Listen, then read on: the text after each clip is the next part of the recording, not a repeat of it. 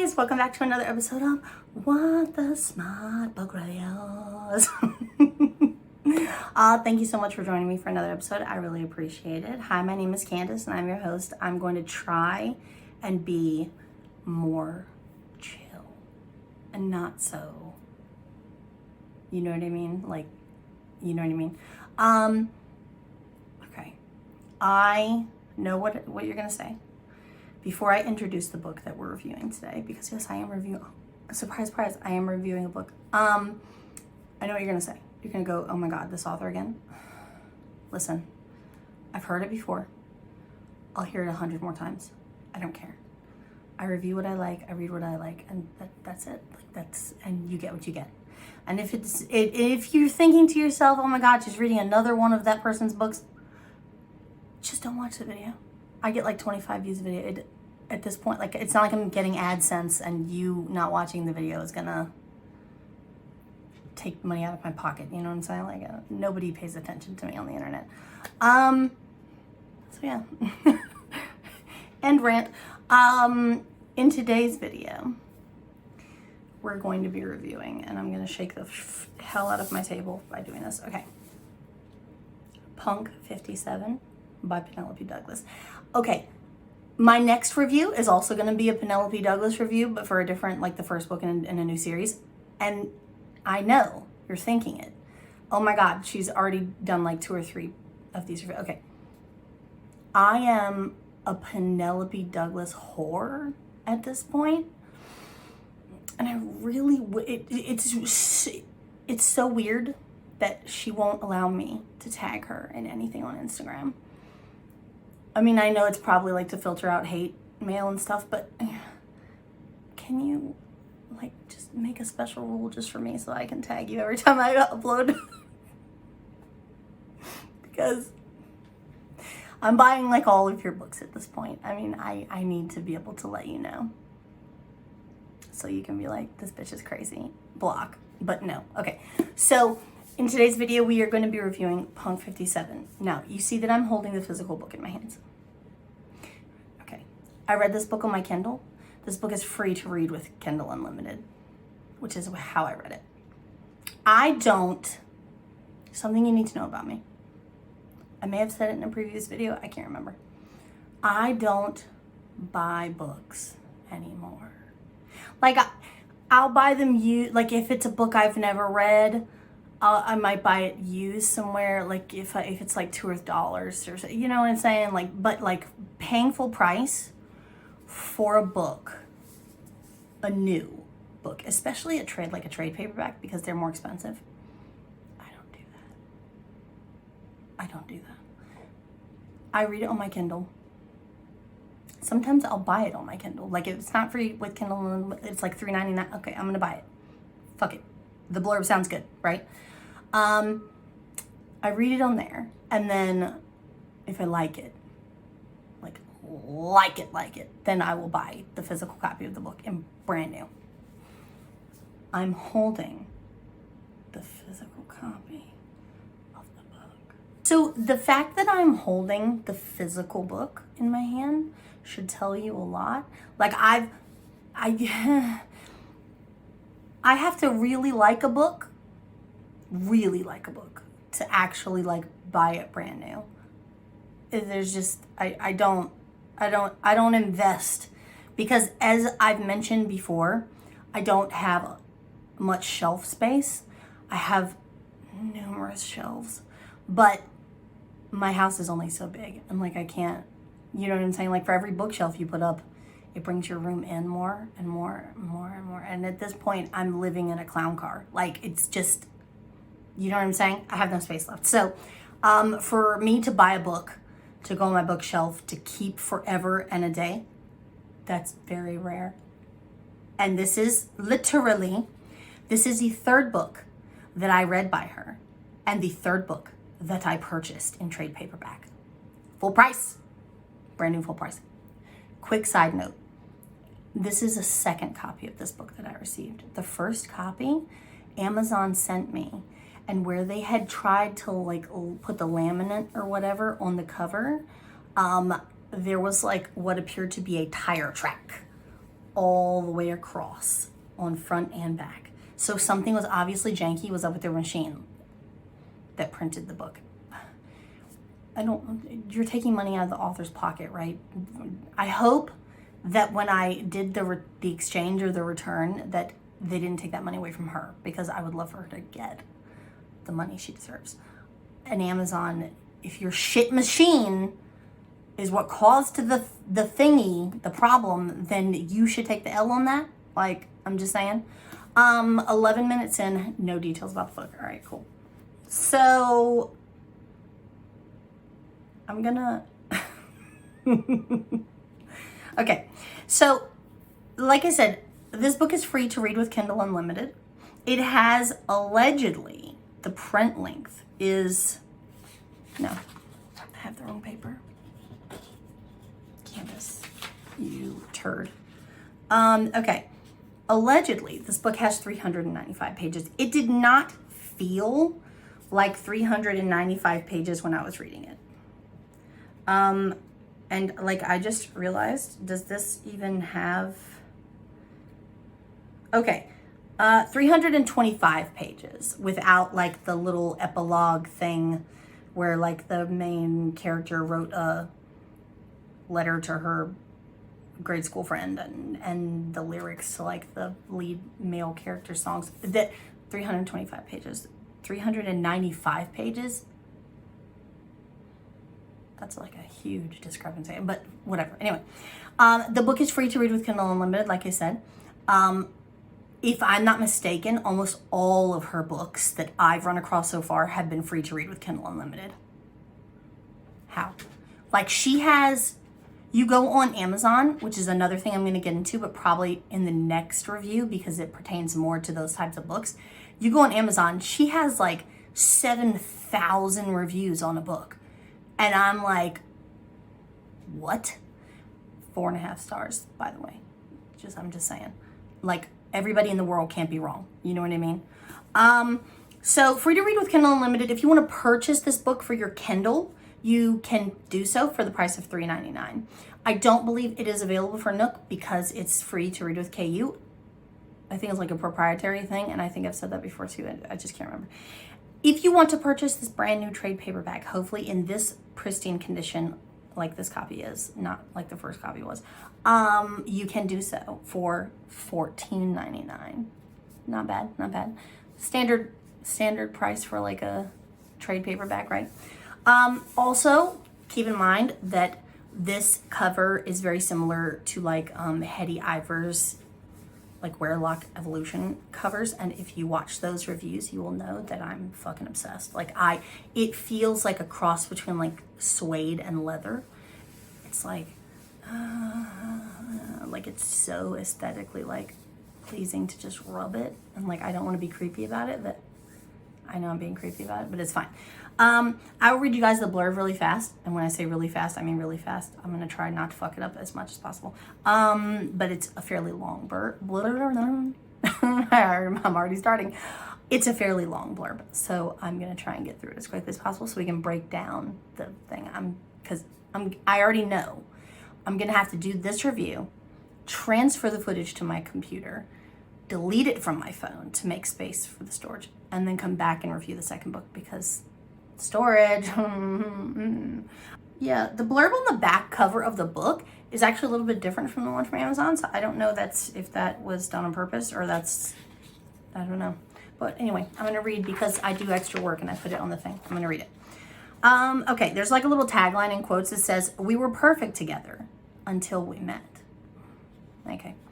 The two main characters for this book, by the way, are Misha and Ryan. Misha is the main male character. Ryan, spelled R-Y-E-N, is the main female character. And the names were done on purpose like that because you'll see. Okay, so the first part of the blurb is from Misha's POV, and it says, "I can't help but smile at the lyrics in her letter. She misses me. In 5th grade, my teacher set us up with pen pals from a different school. Thinking I was a girl with a name like Misha, the other teacher paired me up with her student Ryan. My teacher, believing Ryan was a boy like me, agreed. It didn't take long for us to figure out the mistake, and in no time at all we were arguing about everything. The best takeout pizza, Android versus iPhone, whether or not Eminem is the greatest rapper ever, and that was the start. For the next 7 years, it was us. Her letters are always on black paper with silver writing. Sometimes there's 1 a week or 3 in a day, but I need them. She's the only one who keeps me on track, talks me down, and accepts everything I am. We only had 3 rules: no social media, no phone numbers, no pictures. We had a good thing going. Why ruin it? Until I run across a photo of a girl online. Name's Ryan, loves Gallows Pizza, and worships her iPhone. What are the chances? Fuck it, I need to meet her. I just don't expect to hate what I find. Okay, the next bit is Ryan's, and it's much shorter, so it'll be fast.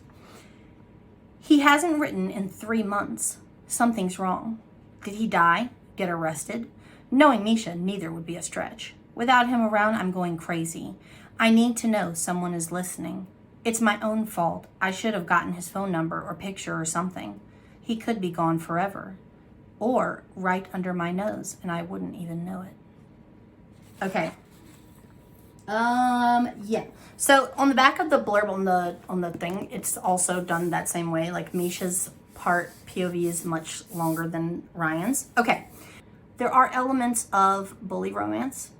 There are elements of enemies to lovers. There are elements of like friends to lovers. There's some intrigue. There's some suspenseful bits. There's, right? Okay.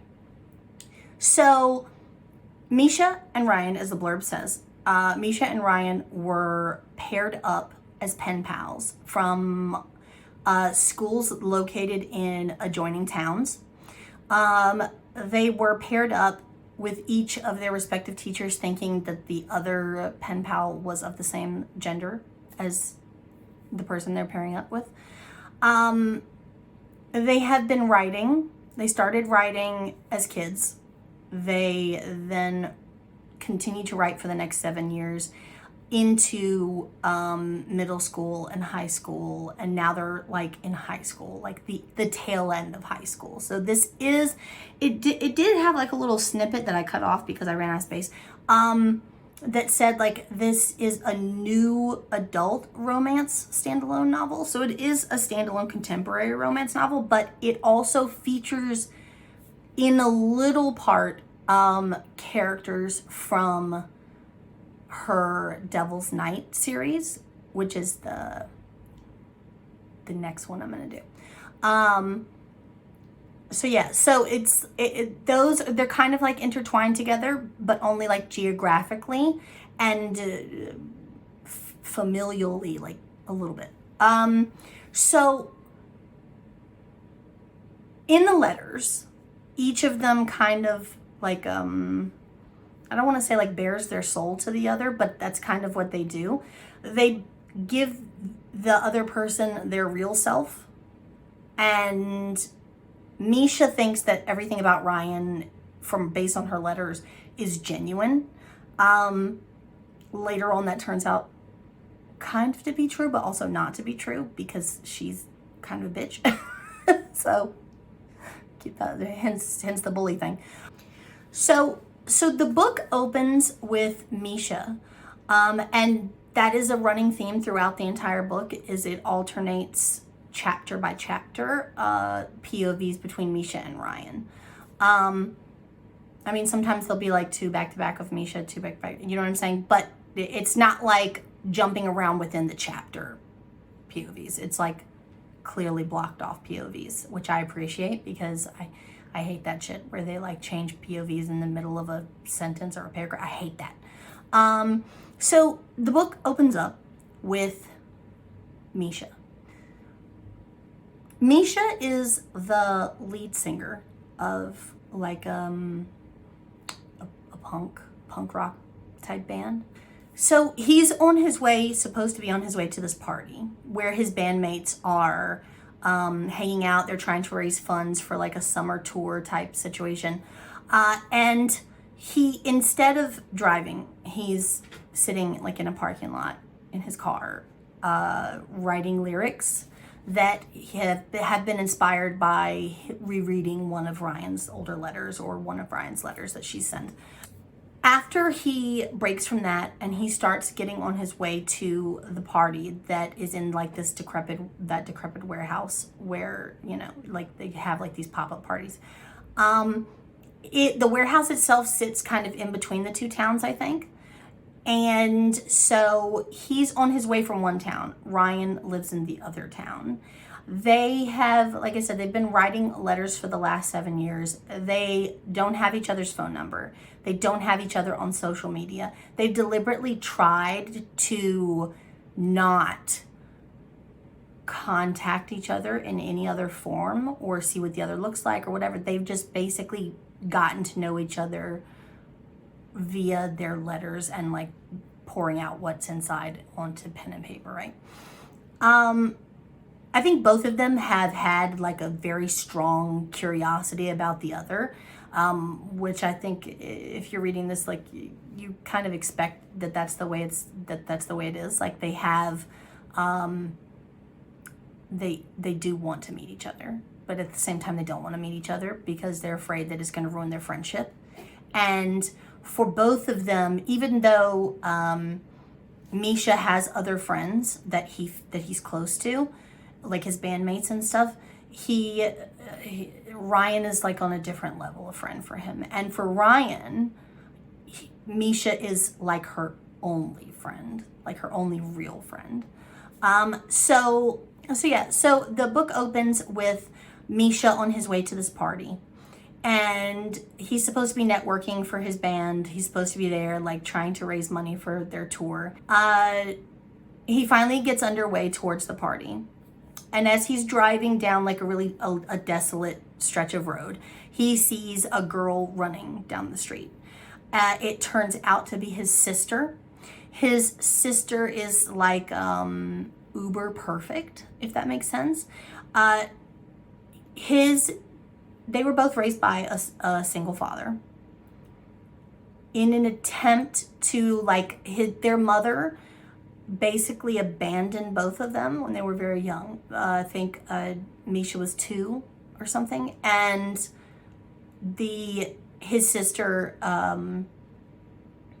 what the fuck was her name? Annie. His sister Annie was only like a year old. And the mother just dipped out and left them with their dad, who did the best that he could raising them.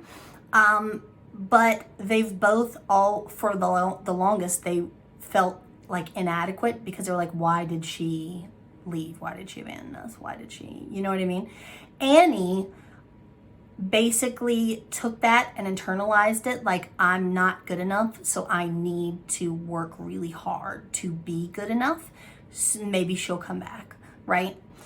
Annie is like a year younger than Misha. So he sees her jogging down the street and he's like, have you lost your fucking mind? He pulls over. He's like, have you lost your fucking mind? You're out here running in the dark. She looks tired. She looks thin. She looks pale. He senses that there's something wrong with her, but he doesn't like approach it. You know what I mean? They do like a little tit for tat, like a little banter back and forth, and she's like, chill, bro, my car's parked right up there. I'm gonna go get in it right now, and then you can go to your party and I'm going home so you don't have to yell at me anymore, right? So he goes. He waits until he sees her get in the car and then he leaves. He goes to the party.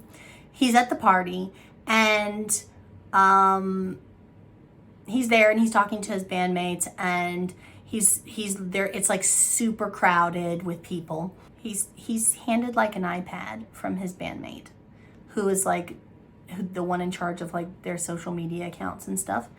And they're looking at all the people who have checked in to this event, and like tagged their band and tagged whatever. And then he sees a video of a girl doing like something drinking related in the warehouse. It's like taken like five seconds ago.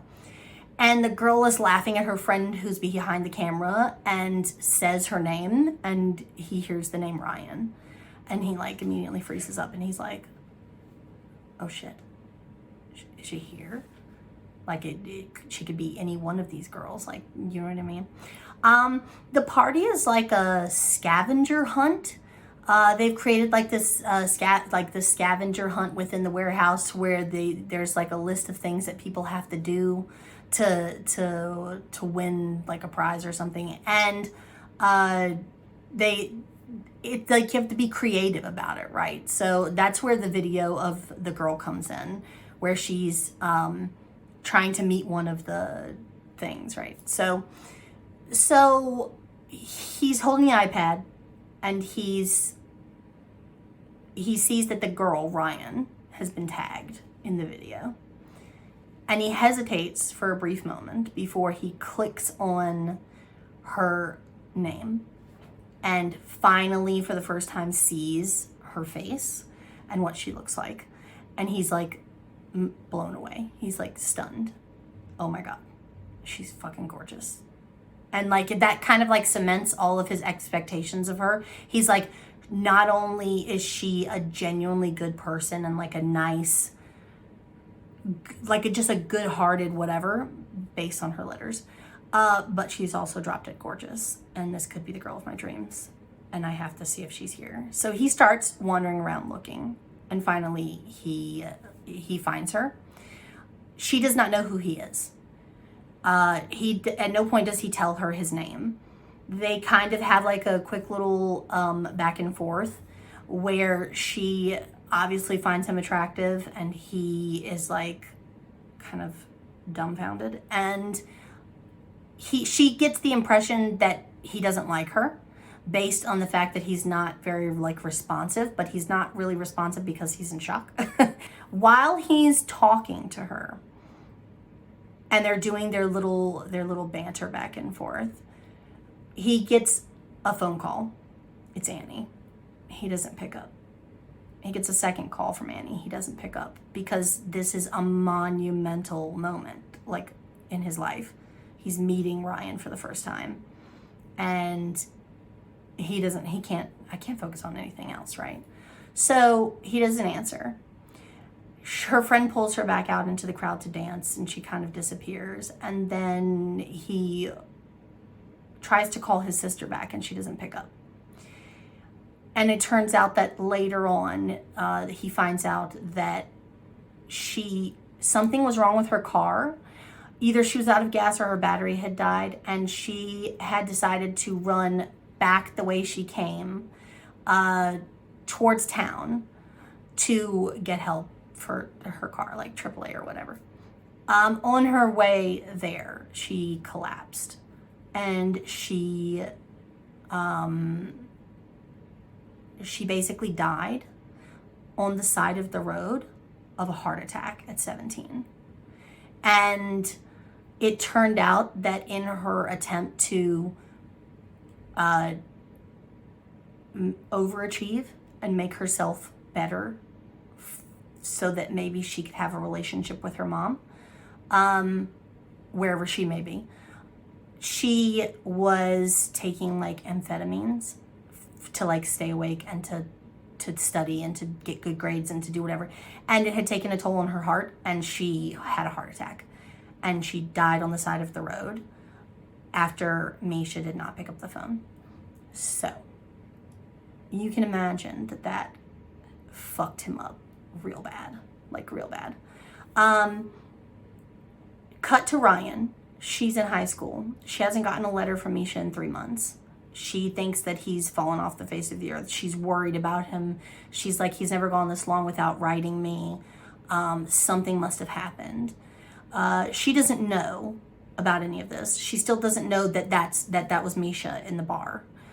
And there's now this new kid at her school, going by the name Mason, who is like a rough and tumble bad boy type. Like his clothes sometimes seem a little dingy, and he's there in her class at like towards the end of the year, the end of the semester or whatever. And he has no book bag. He has no pen and paper. He doesn't appear to give two shits about anything going on in the school in terms of like scholastically, like studying and stuff. He doesn't want to participate in class. He's just there. And he just like kind of silently watches her. And he sees that she's really not a nice person. She kind of she borderlines on like a bully, like a female bully. Which is like your typical mean girl. She doesn't like go out of her way to be mean to you, but if you get in front of her, she's not nice. She's not a nice person. She's surrounded by like this clique of popular kids. There's like this guy Trevor who's like constantly trying to get into her pants. He's the stepson of the vice principal or the principal of the school, and who's a woman, by the way. I forgot to mention that the stepson of the principal, who's a woman, and the lady's constantly like covering up his misdeeds. He's a bad seed, like bad seed, mean, date, rape, roofie, drug type. Like he's you can tell he's gonna grow up to victimize women. So he's like trying to get into Ryan's pants. They have like a tentative prom date set where he wants her to go with him. He's hoping just to bang her at the end of the night. And because she doesn't want to be ostracized, she kind of just goes with the flow of everything that he does. Same goes for her best friend, who's so inconsequential. I forget her name, Lila, I think, who's a complete bitch, like just mean girl, like not nice. And Ryan's just there, and she basically is the opposite of everything that she appeared to be in her letters to Misha. When she used to write letters to him about like how she fantasized about being the popular cheerleader, and that there's a cheerleader that goes to my school who's really mean to people, and she picks on the lowly emo kid and blah blah blah blah blah. And he thought she was describing someone else. She was actually describing a facet of herself, because she learned from an early age in grade school, like in kindergarten, very young, that she didn't want to be like pushed out. You know what I mean? Like she could not reconcile herself with the idea of not fitting in. She was bullied as a child, like as a young child. And then over time, she became the bully herself, in an attempt to fit in, to have friends, to be popular, like a tale as old as time. And so Misha's there, disguised as Mason. He sees her, and he's like, for 7 years, I built up this image of who Ryan was, and now I see that she's not. Like she's the opposite of everything I thought she was. Like I don't want her. She's a terrible person. You know what I mean? So he projects that onto her. She obviously continues to think that this guy doesn't like me. He snubs me at every turn. But she doesn't know why. I mean, I'm sure she can guess that just because she's not nice, but you know what I'm saying? So she finds out that Mason, has been living in like an underground, like a boiler room type situation, or Freddy Krueger type situation, in like a storage area that's in a tunnel that's underneath. Imagine like Coney Island, but deserted. It's like a ghost town type carnival place. And there's like an area underneath that still has electricity and still has whatever, and he's been basically squatting there. He comes from an affluent neighborhood. His dad has money. They have money. But ever since Annie's death, he's felt very cut off from his father. Annie was always the good child. He was the bad child. Not bad, but like rebellious and you know, like he was in a band and he was, you know, typical youth, right? Annie was the golden child. And ever since she passed away, he's felt like he could not have any kind of relationship with his dad. So he only goes home to like wash clothes or grab clothes when his dad's in, like at work or whatever. And he's basically living under the abandoned fairground. Ryan finds this out and she's like, it's weird. Like, you're such a weird dude, right? Over the course of the book, he starts to see little bits of Ryan that she keeps hidden, the Ryan from her letters. And he sees that she is in there. Like, the person that he wants her to be is in there. The real Ryan is in there. And he starts trying to encourage her in like a backhanded kind of way, to let that part of herself out and defend the weak and feeble and don't pick on them. And when these other people try and, you know, do stuff that you know you shouldn't do, just stand up for yourself and tell them to fuck off. Like, he doesn't understand why it's so important for her to fit in and to be liked. All of that does come out throughout the course of the book. She has also a single parent household. Like, her mom raised her and her sister. Her and her sister don't have a good relationship either. Like, so she feels very cut off as well. And so that kind of adds to her need to want to fit in with the popular crowd. So while she's getting closer to Mason, she's also at the same time wondering what happened to Misha. She's thinking that she's kind of betraying Misha by developing an attraction and feelings towards this Mason guy. It does eventually come out that Mason is Misha. She feels betrayed. She feels very, you were there this whole time. I told you about Misha in confidence, or in a conversation with just the two of us. I told you about Misha. I told you that he was my best friend. I told you that he had just kind of disappeared. And at no point through any of this did you tell me that you were him. So she feels very betrayed.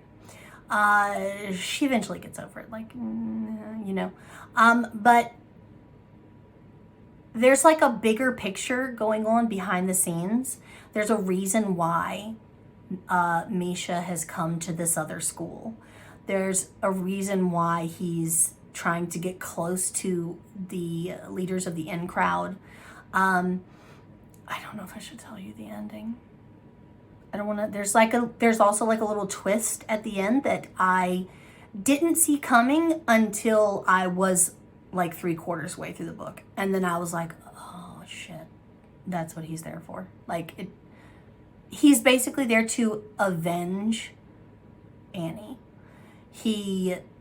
There is something that was taken, that he was supposed to inherit from his dad's side. And when his mom left, she took it with her.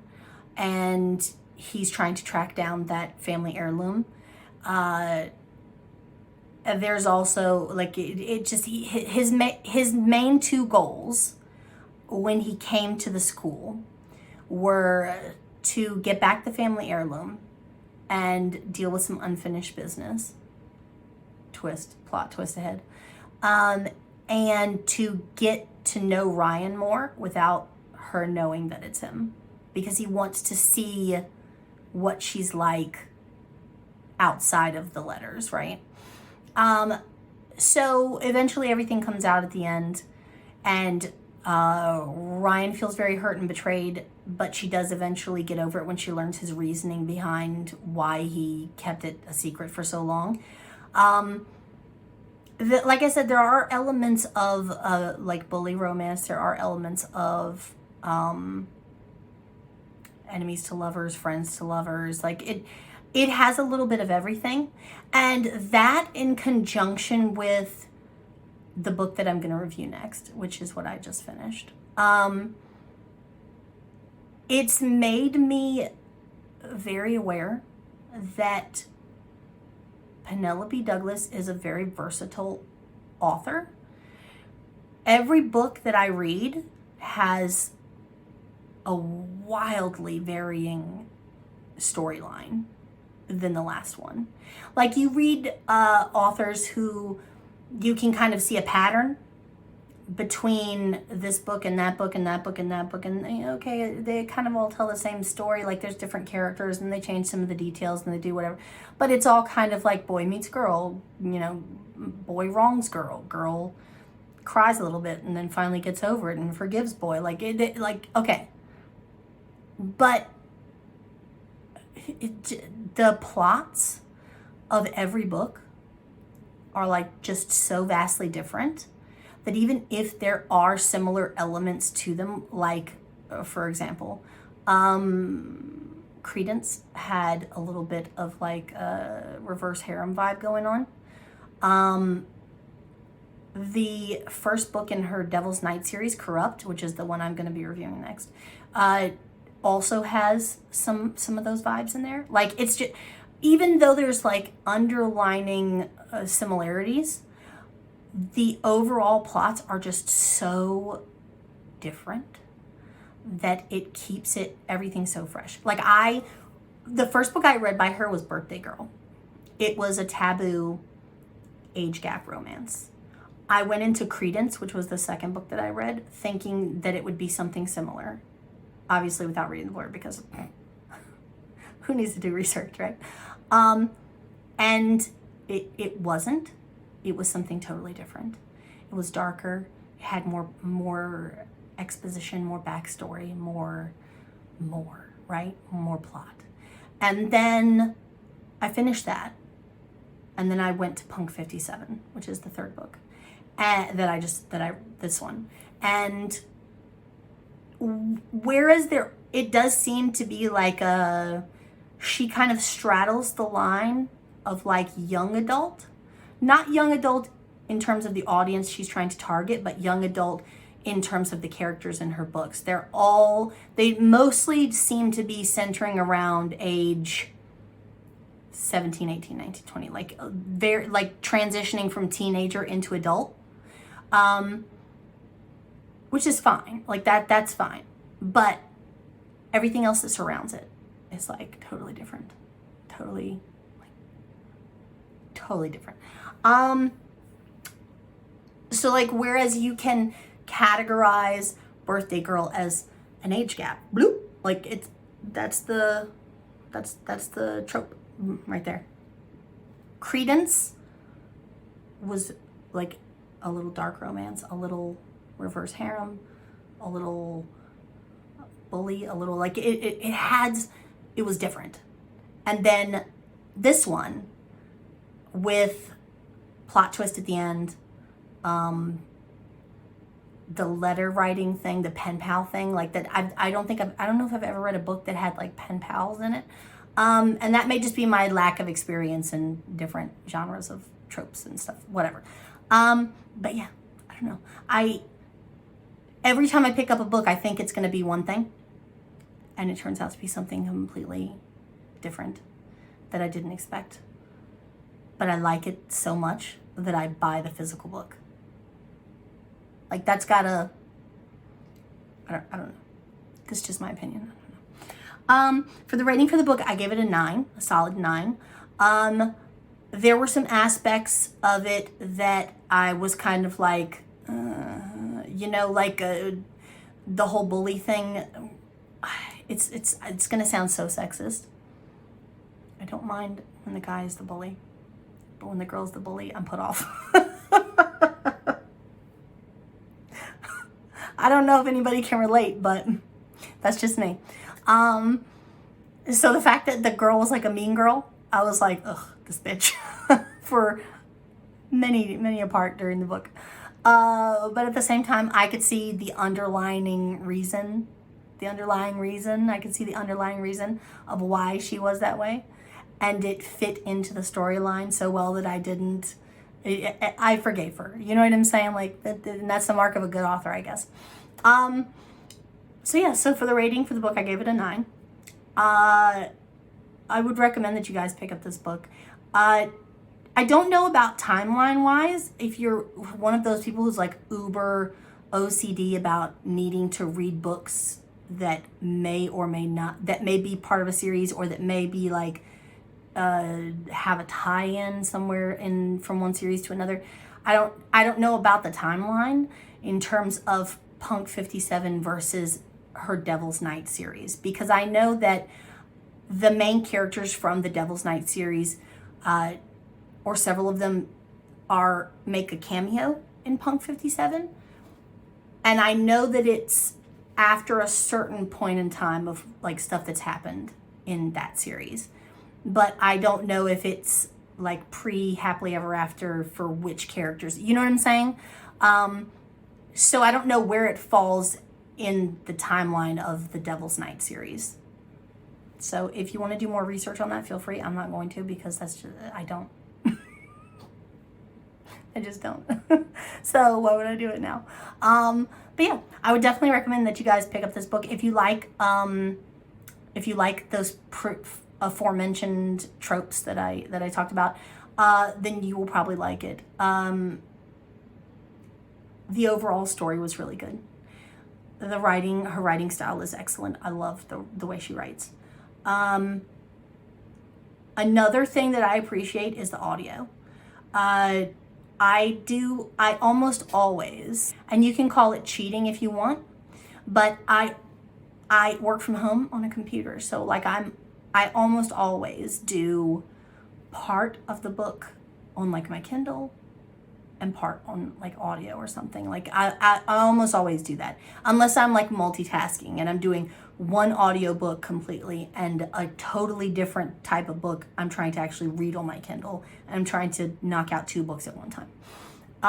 And what I appreciate about the audio is that,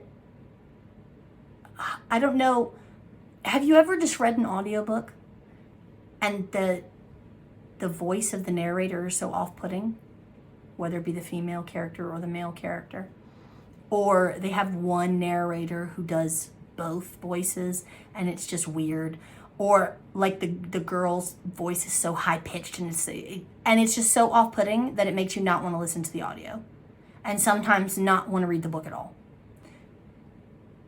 With all of these books, the narrators that are chosen have been very well done. Like, I really appreciated that. I didn't find any of them off-putting in any way, like that would make me not wanna, like, just, you know what I mean? So there's that. If you want to listen to it on audio, I'm sure you can get it with Audible. You know, I don't like Audible, but I'm sure it's like you can. I just didn't write it down because I never do. But yeah, I would suggest the book to anyone who likes those types of tropes.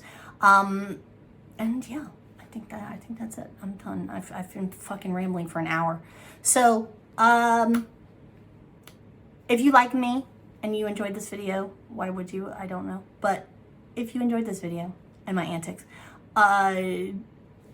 please consider subscribing. I would really appreciate it. If you do subscribe, make sure you hit the bell so you get the little bell.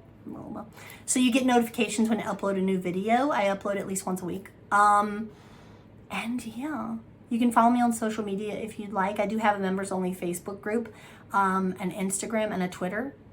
I don't use the Twitter. I am on Instagram a lot though, so you can follow me on Instagram if you want to. I won't force you, but you should, because I post a lot of memes and shit talk. So, yeah. Thank you so much for being here. I really appreciate you sticking with me. If you're still here after an hour, I don't even know. I came on saying this was going to be a quick review, and then the whole plot of the book just fucking flitted from my brain, and I floundered for an hour trying to remember what happened, and I don't know. But I really thank you so much for being here. And yeah, I guess I'll see you guys in my next video. I love you so much. Okay, bye.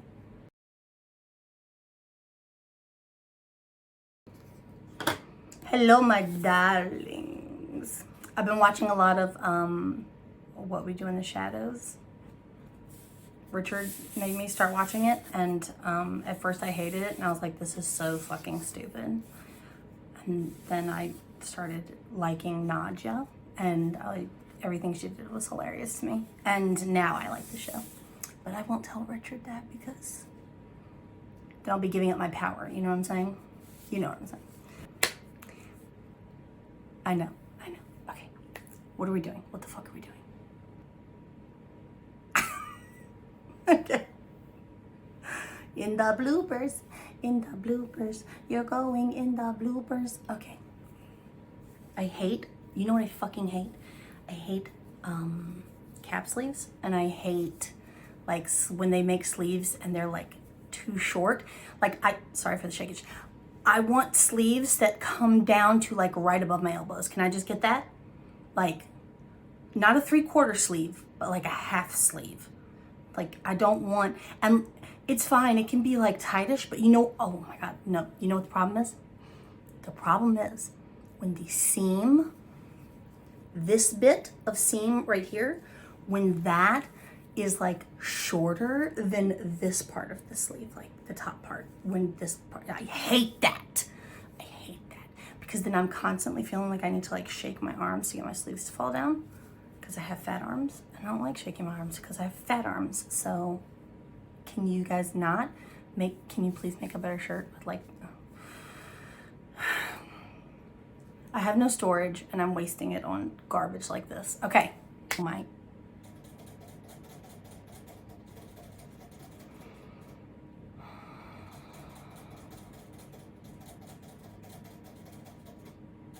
Lord Jesus Christ.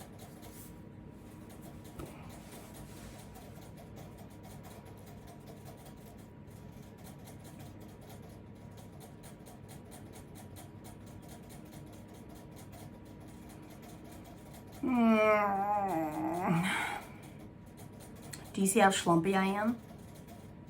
This is my normal, like, stature. My normal, what the fuck is the word I'm looking for? My normal,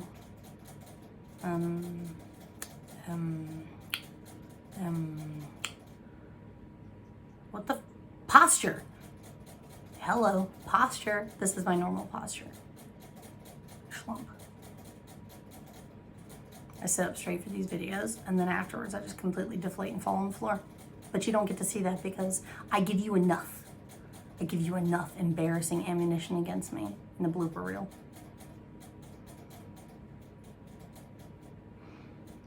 Are you done? You hydrated enough? You couldn't have done that, I don't know, the 12 hours before I sat down here in the last 24-hour period?